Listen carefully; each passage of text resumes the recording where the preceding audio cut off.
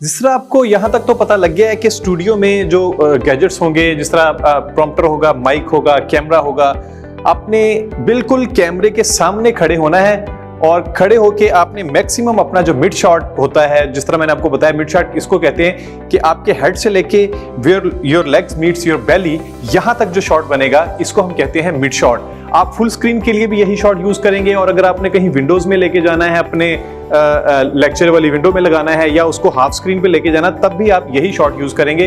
तो एक standard lectures के लिए जो लेक्चर होगा वो यही होगा। अब ये शॉट बनेगा कैसे, ये मैं आपको बता देता हूं। जब आप रिकॉर्ड कर रहे होंगे तो आपके पास रिकॉर्डिंग के लिए दो डिवाइसेस होंगी। एक आपके पास कैमकोडर होगा और दूसरा आपके पास मोजो किट होगी, यानी कि मोबाइल डिवाइस होगी। अब मैं आपको बता देता हूं, अगर आपने कैमरे पे रिकॉर्ड करना है तो सिंपल 4 कमांड्स हैं, बहुत इजी हैं। किसी भी बंदे को अगर आप बता देंगे तो वो बड़ा इजीली इसको हैंडल कर सकता है और आप उन 4 कमांड से आप खुद से भी अपनी रिकॉर्डिंग कर सकते हैं। यहाँ पे होता क्या है कि सिंपल एक बैटरी है, आपने इस बैटरी को लगाना है और फिर क्या करना है, इसके कैमरे की जो LCD है आपने सिंपल इसको ओपन करना है। जैसे ही आप इसको ओपन करेंगे ये आपका कैमरा ऑन हो जाएगा। इसमें आप इजीली अपने LCD में देख सकते हैं कि आपका क्या फ्रेम बना हुआ है। और सबसे पहले मैं आपको बता दूं कि आपने करना क्या है। सबसे पहले ये इंपॉर्टेंट चीज है कि आपने व्हाइट बैलेंस करना है। परेशान होने की जरूरत नहीं है, ये सिंगल एक क्लिक का मसला है। बिल्कुल आपकी जो LCD है इसके नीचे देखें तो आपको एक ऑप्शन यहां पे मिलता है इसके अंदर व्हाइट बैलेंस का। आपने सिंपली इसको सिंगल प्रेस करना है, ये ऑटोमेटिक आपके व्हाइट बैलेंस को एडजस्ट कर देगा और फिर उसी हिसाब से अपनी रिकॉर्डिंग करेगा।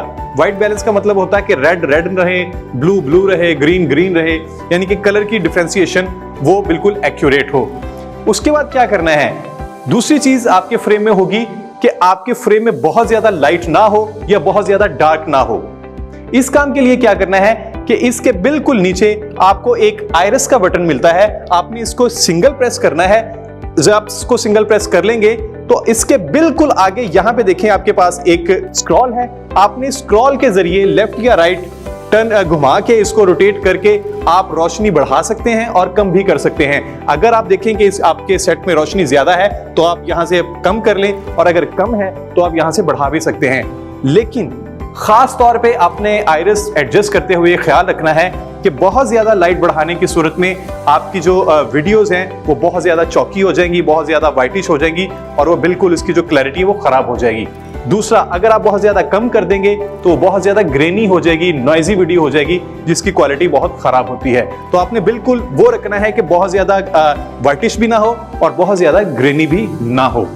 इसके बाद जब आप इसके आइरिस सेट कर लें तो अब आपने क्या करना है, अब आपने अपना फ्रेम सेट करना है। जिस तरह मैं बार बार बता रहा हूं कि आपने हमेशा मिड शॉट रखना है, यहां तक अपना शॉट रखना है और हेडरूम से ऊपर भी थोड़ा सा आपने मार्जिन रखना है। आप यहां पे क्या करते हैं कि यहां पे आपको एक टेलीवाइड का ऑप्शन मिलता है। फ्रंट को अगर आप प्रेस करेंगे फ्रंट से तो ये जूम इन करेगा और अगर ये बैक वाला प्रेस करेंगे तो ये जूम आउट करेगा। इसी तरह आप अपने हिसाब से मैन टू मैन हाइट के हिसाब से अपने आपको फ्रेम मिड शॉट का आपने एडजस्ट कर लेना है। जब आप अपना मिड शॉट फाइनल कर लें तो आखिरी चीज जो आपने देखनी है वो ये देखना है कि क्या आप शार्प फोकस्ड हैं या आप ब्लर हैं। आपकी वीडियो ब्लर नहीं होनी चाहिए, आपका जो करैक्टर है वो शार्प फोकस होना चाहिए। अब आखिरी चीज क्या रह गई है कि आपने जब अपना फ्रेम भी मार्क कर लिया है जूम करके, तो आखिरी चीज ये है कि आपने देखना है कि क्या वो फ्रेम और वीडियो फोकस्ड है, ब्लर तो नहीं है। इन केस अगर किसी किस्म की वहां पे ब्लरीनेस है या आपको वो डिफोकस नजर आ रहा है तो लेंस के आगे जो सबसे पहला रिंग आपको मिलता है उसको हम कहते हैं फोकस रिंग। आप इसको लेफ्ट या राइट को जब रोटेट करेंगे तो आप किसी भी चीज को फोकस या डिफोकस कर लेते हैं। यहां से आप अपनी एडजस्टमेंट कर लेंगे और वो सारी एडजस्टमेंट आपको अपनी LCD में नजर आ रही होती है। बिल्कुल LCD में आप गौर से देखें, जब ये रिंग को लेफ्ट या राइट रोटेट करके एक ऐसी पोजीशन आ जाएगी जब आपका करैक्टर बिल्कुल शार्प फोकस हो जाएगा, आपने उसको वहां पे रखना है और यहां तक आपकी जो पूरी कैम की तैयारी है वो मुकम्मल हो गई है। अब एक काम रह गया है, वो है आपका ऑडियो का। ऑडियो के लिए आपके पास एक माइक होगा, वायरलेस वाला भी हो सकता है, ये वायर के साथ भी हो सकता है। इसका एक एंड आपका स्टीरियो का होगा और दूसरे हिस्से पे आपको एक माइक मिलता है। इन दोनों एंड्स के दरमियान यहाँ पे आपको एक सेंसर भी मिलता है। आप इसको ओपन करके इसमें सेल डालते हैं और सेल डालने के बाद ये ऑलमोस्ट आपका फंक्शनल हो चुका है। अब आपने अपनी जो डिवाइस है, अपनी जो पिन है, ये कैमरे के अगर आप राइट साइड पे देखें तो यहाँ पे बिल्कुल लेंस के नीचे आपको माइक लिखा हुआ मिलता है। आपने इसको इसके अंदर इंसर्ट कर लेना है और आप बिल्कुल, आपका जो माइक है वो बिल्कुल रेडी हो गया है। यहां से आप अपनी ऑडियो टेस्ट कर सकते हैं। ऑडियो टेस्ट करने के लिए मेक श्योर करना है कि बहुत ज्यादा ब्लास्ट नहीं होना चाहिए, और ये बिल्कुल आपने तकरीबन अपने एक हाथ का फासला रखना है अपने जो माउथ से। तो वहां पे आप इसको यहां पे लगाएंगे और आप बिल्कुल रिकॉर्डिंग के लिए रेडी हैं। ये आपने अपने ध्यान में रखना है कि आपका जो फ्रेम बना हुआ है उसके अंदर आपको वायर नजर नहीं आनी चाहिए।